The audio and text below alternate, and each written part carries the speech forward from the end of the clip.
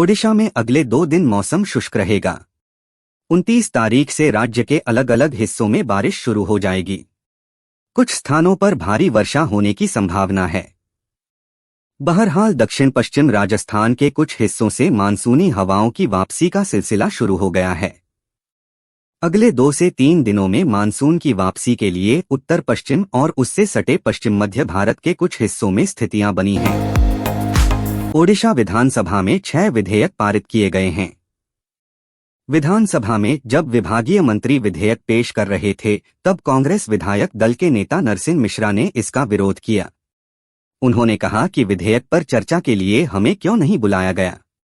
इस दिन कांग्रेस विधायक नाराज होकर सदन से वॉकआउट कर गए। उन्हें मनाने की कोशिश की गई, लेकिन कोई फायदा नहीं हुआ। जिंदगी में कुछ लोग ऐसे होते हैं जो न केवल जीते जी समाज का भला करते हैं, बल्कि कुछ ऐसा कर जाते हैं जिससे लोग उन्हें सदियों तक याद रखते हैं। कुछ ऐसी ही हैं शिक्षिका सुश्री नीलिमा साहनी।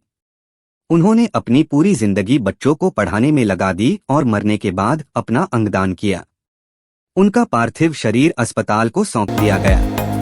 चोरी के एक कीमती मोबाइल के बंटवारे को लेकर 14 वर्षीय देवा जामुडालिया की पीट की दोस्तों ने पीट कर हत्या कर दी।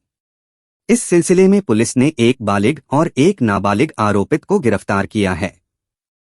इनसे पूछताछ के बाद बालिग आरोपित विकास मुंडा को न्यायिक हिरासत में जेल और नाबालिग आरोपित को राउरकेला बाल सुधार गृह भेज दिया गया है। ओडिशा में राउरकेला के टांगरपाली थाना क्षेत्र के कंस्ट्रक्शन कॉलोनी से एक दिल दहला देने वाला मामला सामने आया है। एक बेटे ने महज इस वजह से मां की हत्या कर दी क्योंकि मां ने उसे दोपहर का पका हुआ चावल खाने के लिए नहीं दिया, वह भी इसलिए क्योंकि वह खराब हो गया था। आरोपित बेटे को पुलिस ने गिरफ्तार कर लिया है। मध्य प्रदेश में साल के अंत में होने वाले विधानसभा के चुनावों को देखते हुए सभी पार्टियों ने तैयारियां शुरू कर दी हैं। वहीं कांग्रेस नेता कमलनाथ ने भाजपा द्वारा जारी की गई विधानसभा उम्मीदवारों की दूसरी सूची पर कटाक्ष किया। कमलनाथ ने कहा कि भाजपा जितने सजावटी उम्मीदवार उतार रही है, जनता का गुस्सा उतना ही बढ़ रहा है। बीजेपी के राष्ट्रीय महासचिव और मध्य प्रदेश के वरिष्ठ नेता कैलाश विजयवर्गीय ने बुधवार 27 सितंबर को साफ कर दिया कि उनकी आगामी मध्य प्रदेश विधानसभा चुनाव लड़ने की कोई इच्छा नहीं है। पार्टी ने विजयवर्गीय को इंदौर एक विधानसभा क्षेत्र से उम्मीदवार बनाया है।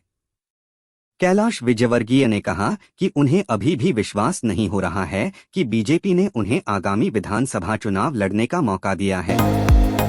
एमपी इलेक्शन 2023 भाजपा ने अपने दिग्गज नेताओं को चुनाव मैदान में उतारकर मनोवैज्ञानिक बढ़त बनाने का प्रयास किया है। इससे भौगोलिक, जातिगत और सियासी समीकरण साधने का काम भी किया है। राकेश सिंह को चुनाव मैदान में उतारकर महाकौशल के समीकरणों को साधा गया है। पटेल लोधी समाज से आते हैं तो कुलस्ते आदिवासी और राकेश सवर्ण वर्ग से हैं। सीजी इलेक्शन 2023 छत्तीसगढ़ में लोकतंत्र के उत्सव का रंग दिखना शुरू हो गया है। जल्द ही निर्वाचन आयोग चुनाव की तारीखों की भी घोषणा कर सकता है। वर्ष 2014 के आम चुनाव में पहला वोट डालने से लेकर अब तक सभी पार्टियों के कामकाजों को एक युवा मतदाता के रूप में मैंने नजदीक से देखा है। चुनाव में युवाओं की अहम भागीदारी हो सकती है। रायपुर में सीएम बघेल 5 बड़े विकास कार्यों के लिए भूमि पूजन करेंगे।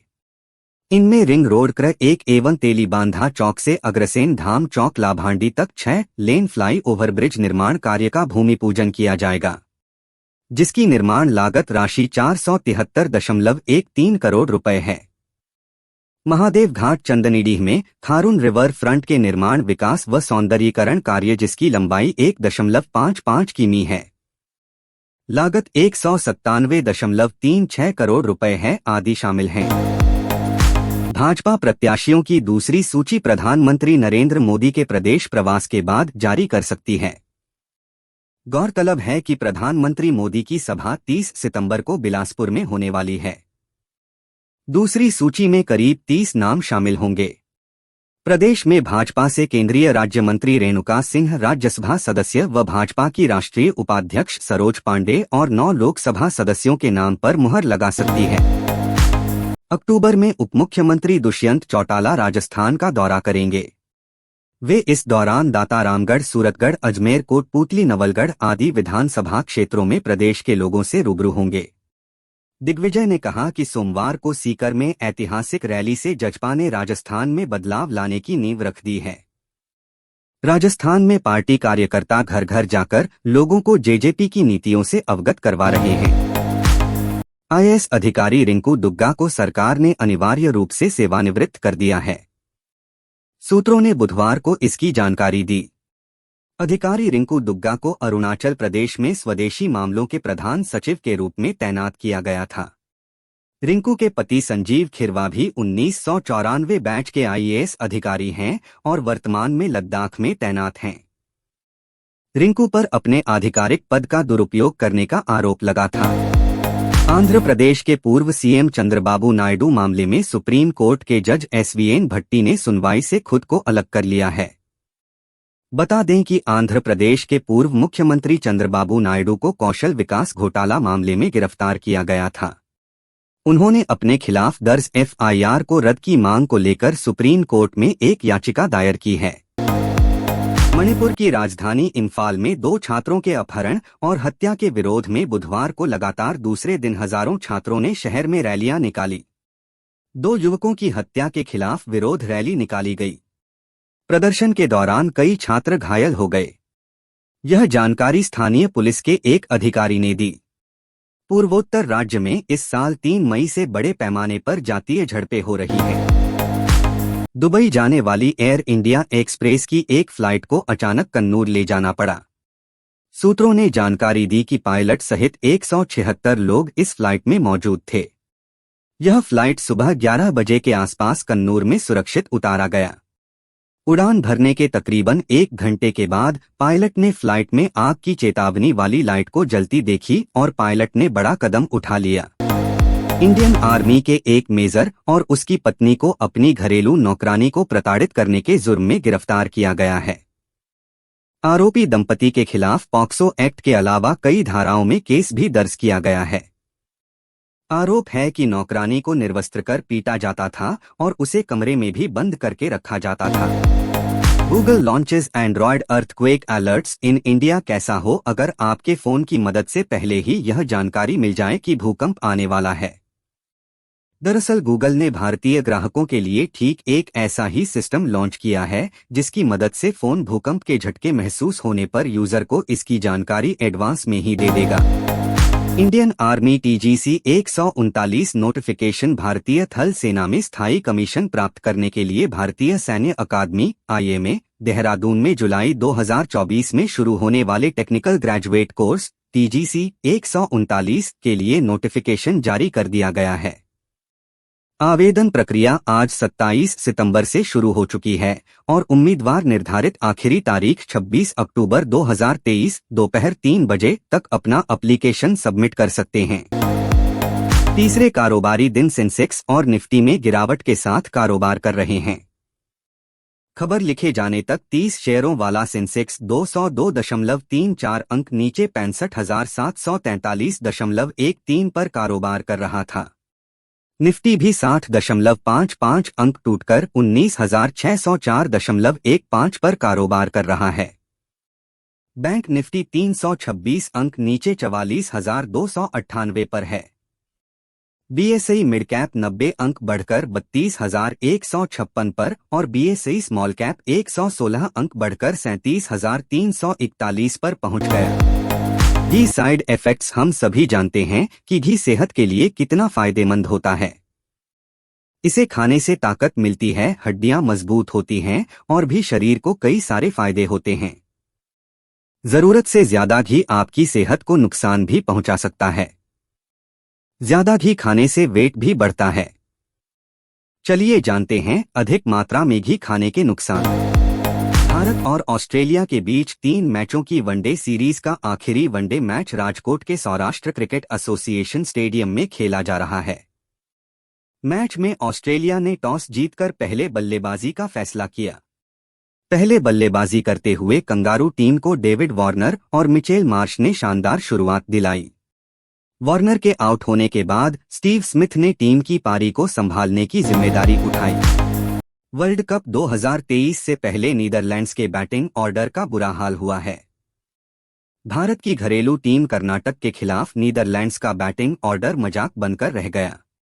शुरुआती 7 बल्लेबाज बिना खाता खोले पवेलियन लौटे और पूरी टीम महज 123 रन बनाकर सिमट गई।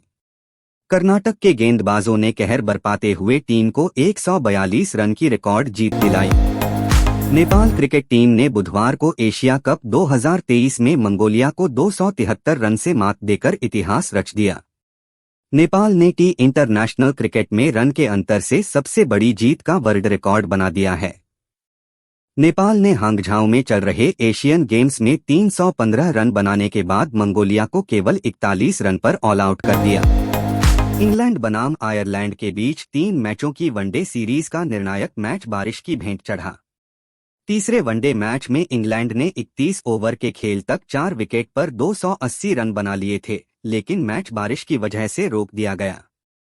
इसके बाद लगातार ब्रिस्टल में बारिश के नहीं रुकने के चलते अंपायर्स ने मैच रद्द करने का फैसला किया। सलमान खान की मोस्ट अवेटेड फिल्म टाइगर 3 का हर कोई बड़ी ही बेसब्री से इंतजार कर रहा है। बुधवार का टाइगर 3 एक लेटेस्ट मैसेज वीडियो रिलीज कर दिया है, जिसको लेकर फैंस की एक्साइटमेंट दोगुनी हो गई है। इस बीच सोशल मीडिया पर फैंस ने शाहरुख खान की जवान से सलमान की टाइगर 3 का ये मजेदार कनेक्शन ढूंढ निकाला है। यारिया 2 ट्रेलर बॉलीवुड में कई कॉमेडी फिल्में बनी हैं। कुछ साल पहले दिव्या खोसला कुमार की डायरेक्टोरियल डेब्यू फिल्म यारिया रिलीज हुई थी, जिसे बॉक्स ऑफिस पर कमाल का रिस्पांस मिला था। अब 9 साल बाद मेकर्स इसका सीक्वल लेकर हाजिर होने वाले हैं। फिल्म अक्टूबर में रिलीज होगी और अब मेकर्स ने इसका धांसू ट्रेलर रिलीज कर दिया गया है। परिणीति चोपड़ा और राघव चड्ढा की शादी की तस्वीरें सोशल मीडिया पर लगातार चर्चा में हैं। इतना ही नहीं, शादी में निभाई गई रस्मों को लेकर भी अपडेट सामने आ रहे हैं। ऐसे में अब खबर है कि इस कपल ने अपनी शादी में नो गिफ्ट पॉलिसी रखी थी। Disha Patani latest pics B town actress Disha Patani अपने गॉर्जियस लुक की वजह से आए दिन चर्चा में बनी रहती हैं। सोशल मीडिया पर दिशा की शानदार तस्वीरें अक्सर फैंस के बीच बज़ क्रिएट करती हैं। इस बीच दिशा पाटनी का लेटेस्ट तस्वीरें सामने आई हैं, जिनमें स्टाइलिश साड़ी में दिशा फैंस के ऊपर बिजलियां गिराती हुई नजर आ रही हैं। अक्षय कुमार और ट्विंकल खन्ना की एक फोटो वायरल हो रही है, जिसकी काफी चर्चा हो रही है। दरअसल इस फोटो में अक्षय कुमार ब्रिटेन के प्रधानमंत्री ऋषि सुनक के साथ नजर आ रहे हैं। ट्विंकल खन्ना ने अपने इंस्टाग्राम पर वीडियो साझा किया है। वीडियो शेयर करते हुए उन्होंने सुधा मूर्ति को अपना हीरो बताया है।